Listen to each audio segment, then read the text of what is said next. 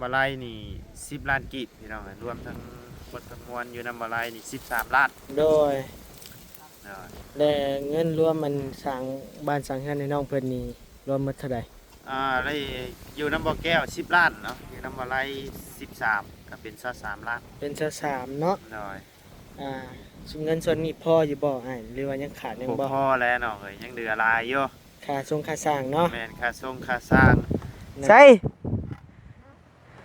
ตายแล้วนี่โอ้ดิมาแล้วโอ้เดี๋ยวพี่น้องเอ้ยเอาพ่อยันมันเปื้อนพี่น้องเอ้ยใช่คือเห็นนานพักนานยังเจ้าปลูกพักหรือบ่น่ะงัวพอได้กันงัวกันยังเฮียนงัวมาหุบนั่นโดยยันงัวเห็ดยันมันฮับโดยเห็ดทั่วไปก่อนกับของกินน่ะขอบใจโดย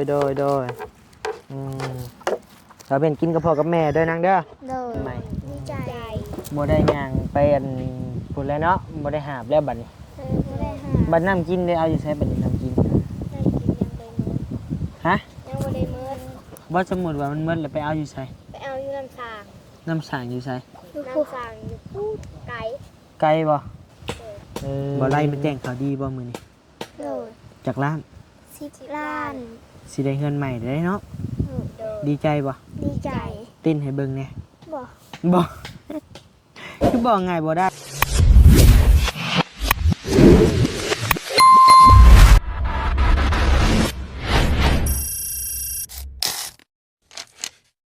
สบายดีเด้อบ่ไรโดยสบายดี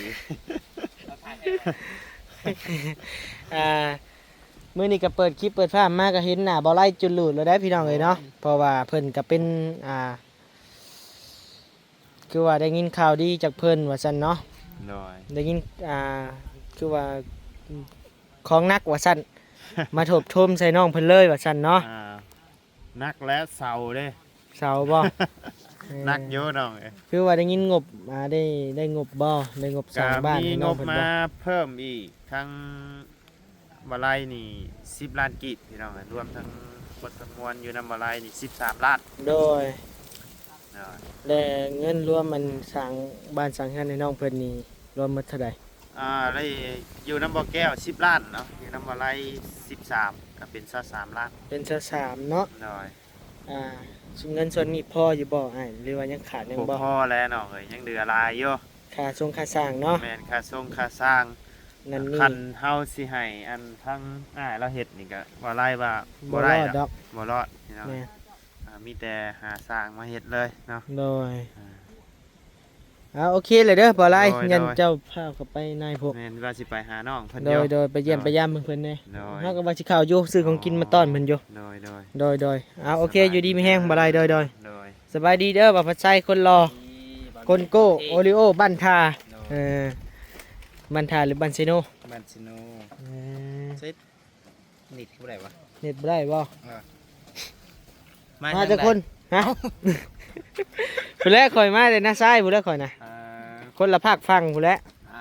ข่อยนี้ได้มาก็บ่ไล่แต่กับบ่บี้เพิ่นนั่นแหละโอ้3คนบ่ลี่ได้ไปทางไหน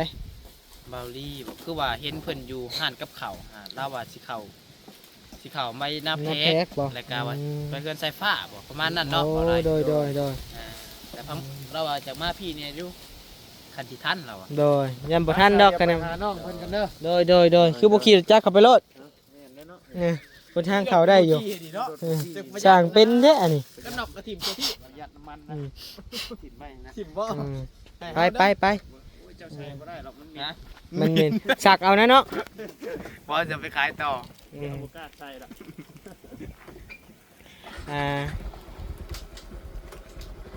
เจ้าก็ไปเยี่ยมใส่ผ้าบ่แม่นเป็นยังไงเฮือนซานเพิ่นก็เขาสร้างเพิ่นฮักกันมาบอกรอบบ่ายนี่โอ้เพิ่นเมื่อบ้านอีกเลยคิดฮอดผู้สาวบ่เนาะเรื่องไฟเพิ่นอะไรฮอดเมียบ่เรื่องไฟเรื่องยังเพิ่นโอ้ไปเบิ่งไฟฮอดขันได้เลยแล้วบ่กะโลหรือยังไงยังกะโลเพราะว่าปูนฮักกันมาส่งปูนกับทรายเบิดเด้โดยก็มื้อนี้ให้เราไปทาสีขอบวงกบโอ้ โดยสีขาวบ่ ต่างแม่นอืม ทาแล้ว เอารอเบิ่งพี่น้องเอ้ยเนาะบัดนี้ก็จักสิมื้อใด บ่ สิ มื้ ขึ้ อน นี้ พังเบิ่งน่าจะได้ขึ้นอยู่บ่ ค่ำเลยเนาะ ค่ำเลย เวลาติเฮ็ดเวียกแข่งเวลาทุกมื้อ เฮ็ดเวียกแข่งกับเวลามันขึ้นเหนือลงใต้อยู่ บ่มีเวียกก็บ่มี บ่มีอะไรรอนี่ยามเพิ่นมีเลยก็ได้พี่น้องเอ้ย แม่น ก็บ่เป็นหยังดอกเนาะพี่น้องเนาะค่ำกับพังเบิ่ง เด้อ ถามอ้ายถามนุ่งก่อนเพิ่นสิไปนํบ่เพราะว่ามานำกัน3คนเด้ อืม คะแนนข่อยผู้เดียวนี่มันจดจ้าเลยได้ แม่นกันเอาไปผู้เดียวก็คือเว้าหั่นแหละ แม่นแต่ว่าเฮากับมานำอ้ายเฮาก็ต้องถามกันเนาะ แม่น เพราะว่าคันผู้หนึงอยากไปผู้หนึงบ่อยากไปก็ ขึ้นมาผู้เดียว เออบ างเทื่อหาอยากไปทางนั้นทางนี้มันก็สะดวกสบาย จวดโลดเนาะ แม่ สมมุติว่าเฮามานำอ้ายนำนุ่งกะมันต้องอันนั้นกันแหละพี่น้องเอ้ยเนาะ ทาตามคิว แม่ สอบทากันทายอย่างนี้ แม่ คือฮู้ เฮาก็ต้องได้แบ่ง แม่นช่วยกัน โดยซอยกันยามนี้เพราะว่าคันสิแยกทางกันไปก็ว่าเรื่องวิวเรื่องเงินก็มันยากอยู่พี่น้องเอ้ยเติมน้ำมูกน้ำมัน โอ้ยหารถจักรยังเงาะแล้ว มืดบ่มือละแสนจ้ะมืดแล้ว แป นะ ดสิบ มือ80 เพราะว่าตะกี้ไปแต่ใส่ผ้านี่ก็เมื่อหา มื้อละ50 โดย เดี๋ยวนี้เขามาพี่อีกเด้ โดย มื้อละ ข่อยเฮงกระเต็กแหล้ว2มือ5แสน มื้อละ250ติ มือละ2เซนห้า คือฮู้ให้รถใหญ่ แม่นมันได้ตะกี้ไปแต่น้องไฟฟ้ากับมืดมือละแสนห้าแต่มือเดี๋ยวนี้มันได้ไปจวดนั่นจวดนี่ก็คือหัวและน้ำมันรถใหญ่แม่นใครแต่ละคันก็บ่สูงปานใดแต่ก็ไล่เลี่ยกัน แล้วคันขี่รถจักรยามนี่ก็ยากอยู่ หนาว บ่แม่นแต่ว่าหนาวลม ลม เจอ มัน สาย พัด เกิ เนาะ ว่ามื้อเช้านี่ค่อยเพื่อนสิขึ้นมาฮอดพุรินสมุงปลายปกติแล้วรถเคลื่อนสายฟ้าไปหาแต่เคลื่อนสายฟ้าคาสิโนนี่ก็ประมาณ50 40นาที โดย นี่สมุงปลายว่ามื้อเช้า จะโทรหาข่อยแต่เช้าบ่มื้อนี้ โดย ยังบ่ตื่นซ้ำบ่ว่าใจโทรหาพี่น้องเอ้ย โมงเลยเช้านะ ใส่8 โมงติ เช้า แม่นจะบ่ ตอนนั้นเขาก็สิออกแต่เพื่อนก็สิไป อื เวียก มมีหยังเด้ว่าซั่นเนาะว่าสิบ่ฮับแล้ว เอาโอเคพี่น้องเอ้ยเนาะเดี๋ยวเรากลับไปเบิ่งไปเยี่ยมไปยามน้องอึ่งน้องอ่างเพิ่นก่อนโดยสวัสดีเด้อบอบบี้เด้อ สบายดีพี่น้องเบิร์ดทุกคนเนาะ โดยสิไปใช้ออกเมื่อแล้วบ่ แม่นเพราะว่าอันนั้นเพิ่นเอายางมาเลยจะออกไปเบิ่งน้ำเพิ่นก่อน โอ้โดย บ่าวนิว เอาเงินมาเผื่อหน่อยเด้อ ที่คอน้ำเจ้าแหล้ว โอ้ยแห้งแล้วแลข่อยแห้งแล้วแลเข้ามายามนี้หมดเลย เบิดเลย แสะ เป็นอะไรอ่ะนะ บ่มีเงินมีคำ แล้วคือว่าได้นะบาทนี่ หมดเงินแล้วเงินเติมน้ำมันรถยังบ่มียืมบ่ยาวอยู่ เลยคือว่าในนั้นคอยว่าสิยืมเจ้าอยู่นี่นะ แล้วโลดมายืมข่อยแล้วโลด แล้วนะ โอเคเด้อ โดย เดี๋ยวข่อยเข้าไปเยี่ยมน้องเพิ่นก่อนโดย ไปดี สบายดีเอาขนมก่อนพี่น้องเอ้ยกับเอาของกินนะใช่คือหลอกเลยไปพี่น้องเอ้ยเอาลืมเห็นยังได้เนาะพันปึกปักอยู่พี่น้องเอ้ยผมมามันหนาว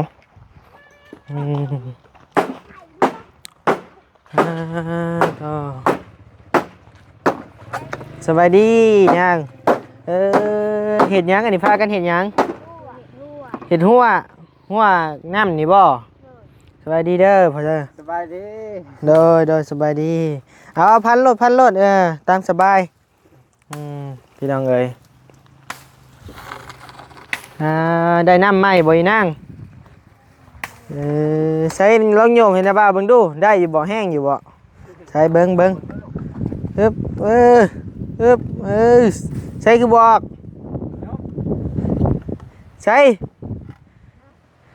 ตายแล้วนี่โอ้ดิมาแล้วโอ้เดี๋ยวพี่น้องเอ้ยเอาพ่อยันมันเปื้อนพี่น้องเอ้ยใช่คือเห็นนานพักนานยังเจ้าปลูกพักเลยบ่น่ะ เป็นหนุนแล้ว เอาแต่ด้นเลยบ่คือแต่เห็นคือแต่เห็นว่ะมาพี่ไอ้เนี่ยไม้หน่อยมาใช่ข้อเสียขึ้นย่านเห็นนั่ง บอลี่บ่เอามาให้หรือเสือเจ้าเอง เสือเบาเตียง โอ้โดยเฮ็ดหยังอ่ะน่ะเป็นหยัง บ่ได้เป็นหยัง ขึ้นนั่งแบบนั้น หนังแบบนี้ อืมใช้มาเบิ่งทั้งพ่อจะเบิ่งดูเฮ็ดหยังอันนี้เฮ็ดหยังอันนี้ โอ้ยจังฟ้าเฮ็ดไม่เฮาฮู้นี่ โอ้ไม่แนมหัวนี่บ่เอาพาเลยอืม เฮาจะเฮ็ดทั่วพอได้กันงัวกันหยังเฮียนงัวมาหกนั่นโดย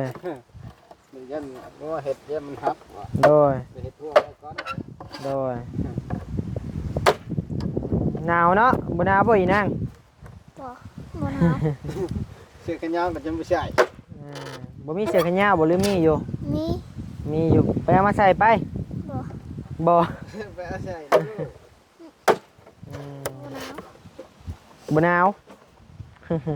เกลือแล้วบ่เป็ดไก่ เตือนแล้ว เรียบร้อยแล้ว โดย อืมเอานะบ่าวเอาขนมมาฝากกับของกินอ่ะอืม ขอบใจ โดยอืมเราเป็นกินกับพ่อกับแม่เด้อนางเด้อ โดย เจาะแล้วแต่มือได้น้ำนี่ เมื่อวานนี่ แล้ววานนี่เลย โดย โอ้ไวเนาะใส่คักอยู่บ่ล่ะ โดย อืม ใส่ บ่ได้ไปหาบแล้วเนาะบัดนี้เนาะ บ่ได้ไปหาแล้ว ครับ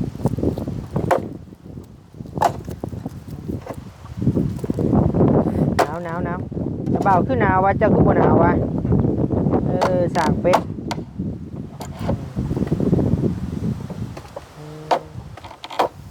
เป็ดกับเขาคล้องมาเลยเนาะใช่ป่ะมานั่งกับมันเบาอยู่พี่ป่ะให้พ่อเจ้าเฮ็ดเวียกป่ะมาหานั่งอันรีลมก่อนสิพี่กองไผ่พี่นะหอยไว้มากองไผ่พี่รถใช้ตั้งนี่นั่งนี่ก็ได้นี่นั่งไอ้สินั่งกองไผ่นี่แหละคือรู้สึกว่าอุ่นดี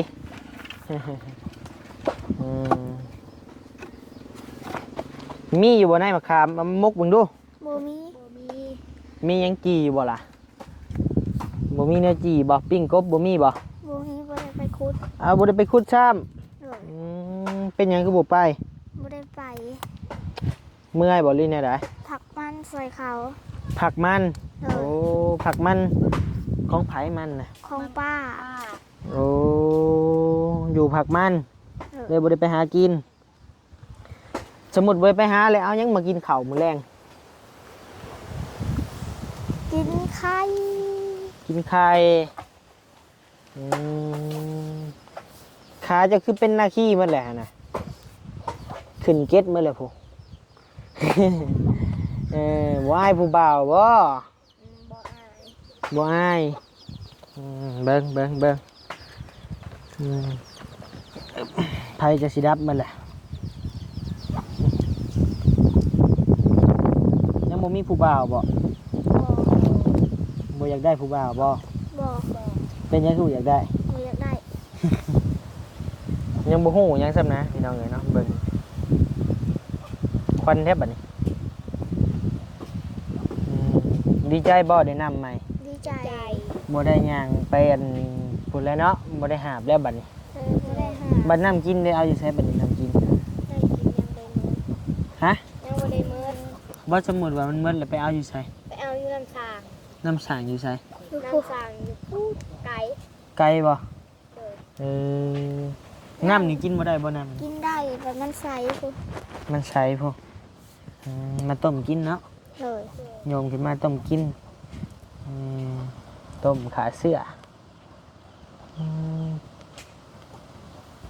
ใช่อันนี้คือคนเป็ดคั่วเป็ดบ่นาง คั่วเป็ดมือทางน้ โอ้คั่วให้สร้างมันกินบ่ ำเออคือสิอุ่นหน่อไม้ก็ได้หาในมะขามมามกนี่ไอ้เห็นเลยในมะขามนี่ใหม่ไปยักนี่บะย่าไปยักหมกเมียนนี่โอ้นี่โอ้ใหม่ใช่ไปยักนี่ ใส่บ่ไรบ่มีบ่มะขามบ่ไรหาเนี่ยมาบกมึงดูมะขามบ่น่ะ ก็เผือกนะ เผือกเพิ่นเอาให้บ่นี่แม่มะขามเพียงเลยแข็งฮะไอ้กินหมากกระบกด้วยนะมีบ่หมากกระบก บูมีบูได้ไปเก็บ น้องเขาใช้ออกแล้วบ่ ย่างมันเข่าพุ่นบอบบี้ออกแล้วบอบบี้นะโดย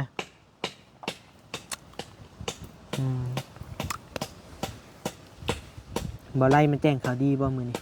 โดด จากร้าน 10 ล้าน สิได้เงินใหม่ได้เนาะ โดด ดีใจบ่ ดีใจ เต้นให้เบิ่งแหน่ บ่ บ่ คือบอกไงบ่ได้เถอะนางอายบ่ อาย เออช่างเป็นเธอนี่ก็ช่างเป็นนะอายเห็นยังเต้นให้น้ำบ่าวเบิ่งดูจากบาท บ่ ผู้ใดกล้าเต้นสิให้แสนหนึ่ง บ่กล้า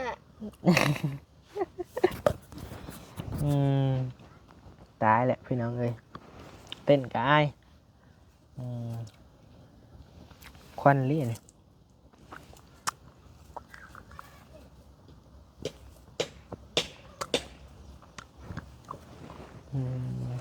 มันเพิ่นเห็ดนี่ก็ได้ขายอยู่บ่นาง ได้ขาย ไผเพิ่นเข้ามาซื้อบ่หรือแกออกไปขาย แกงออกไปขาย โอ้บ่มีคนเข้ามาหล่อซื้อบ่ บ่มี แต่กี้บ่อยู่กันนี่แหละหล่อซื้อมันแห้งนี่แหละพี่น้องเอ้ยเอาไปขายหับซื้อต่อ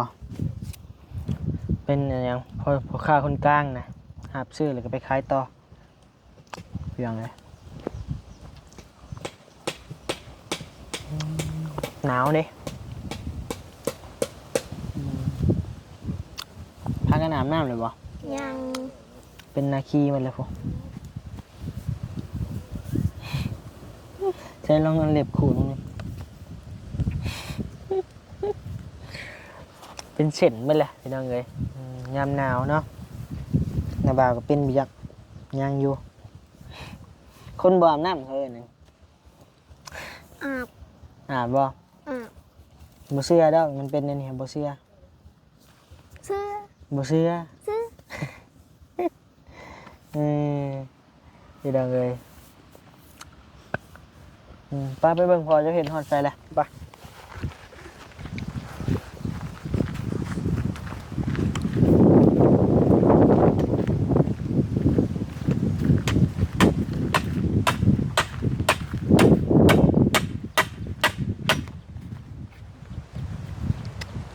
กับ เป็นสร้างเองเลยเนาะ สร้างเองกันงัวกันหยังไอ้เด้อว่ะอย่างงัวมาหุบนี่โอ้ยนี่แหละ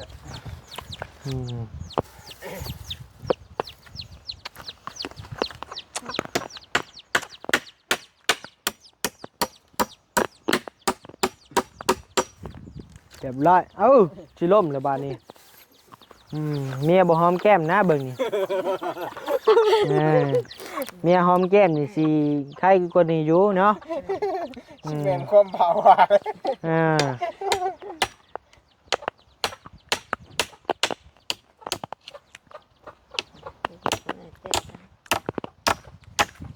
ใช่แตกเลย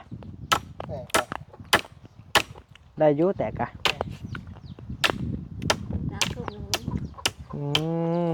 เตเวอร์บาดนี้พี่น้องเลยใช้เบิ้งเพิ่มพลังให้พวงดูหอมแก้มมึงดูบาทหนึ่งฮะ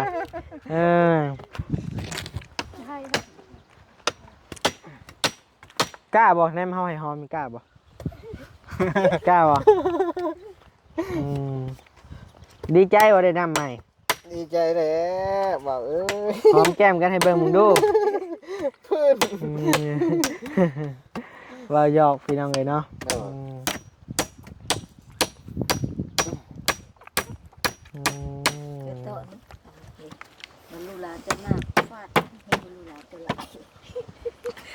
ได้น้ำช่างเลยดีอกดีใจแล้วบ่าวเอ้ย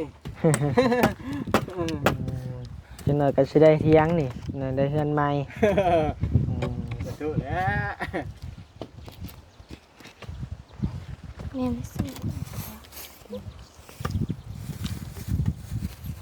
มีอกมีใจมีชีวิตชีวาคึกคืนเลย โดยอืม แต่บ่ได้บ่คือเก่าคือหลังปานใดแต่เมื่อก่อนโอ้ยมีแต่อัพเป๊กคือว่าแหละ มีแต่อัพพับอัพเป๊กคือว่า โดย แต่หูข่าวดีๆแบบนี้เนี่ยก็ ยิ้มได้เนาะ ยิ้มได้ โดย ดีใจพื้น เอาอนุโมทนาสาธุนำเนาะผู้ได้สร้างผู้นั้นได้พี่น้องเลยเนาะบุญกรรมก็ได้ แม่ อืม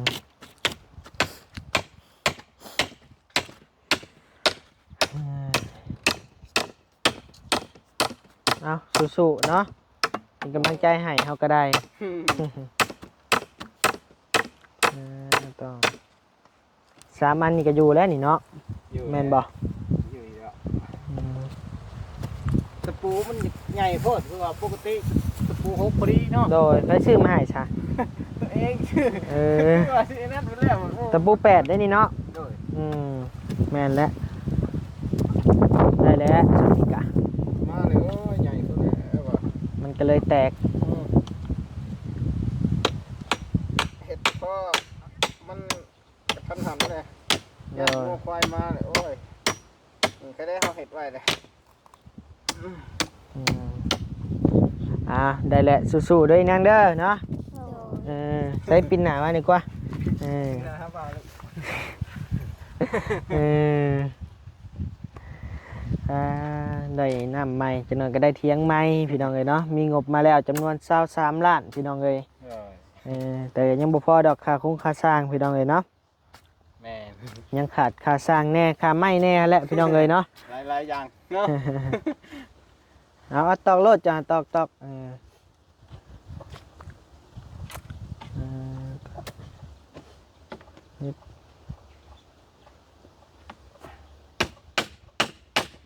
เอาโอเคเด้อนางเด้อนะบ่าวเมื่อป้าก่อนบัดนี้อยู่ดีมีแห้ง สบายดี สู้ๆเป็นผู้หูผู้ดีคือเก่าเด้อนางเด้อ โดย ไผมาก็ต้อนรับเพิ่นดีๆงามๆเป็นผู้หูผู้ดีผู้งามเอาสู้ๆมาไอ้เอาไม้แน่สบายดีปะลุงเพิ่นแน่ สบายดี โดยสบายดีเด้อสบายดีปะลุงเพิ่นแน่ สวัสดี โดยเอาเมื่อบัดนี้ก็สิได้กลับก่อนพี่น้องเนาะคอยคำลงแรงละโอ้จักไผนี่จักเจ้าบ่ผ่าเองเลยไม้นี่ก็ได้โอ้คักแล้วสับเห็ดเสาเห็ดหยังเนาะจักรุ่นใหญ่เลยพี่น้องเอ้ยตัดเสาตัดหยังมานี่สบายเลยเอาโอเคพี่น้องเนาะอยู่ดีมีแห้งครบเจ็บบ่อยได้ความไข่บ่อยมีปรารถนาสิ่งใดขอให้ได้สิ่งนั้นสมความมุ่งมั่นปรารถนาจะเจ็บจะจนลำนำรวยๆพี่น้องเนาะโดย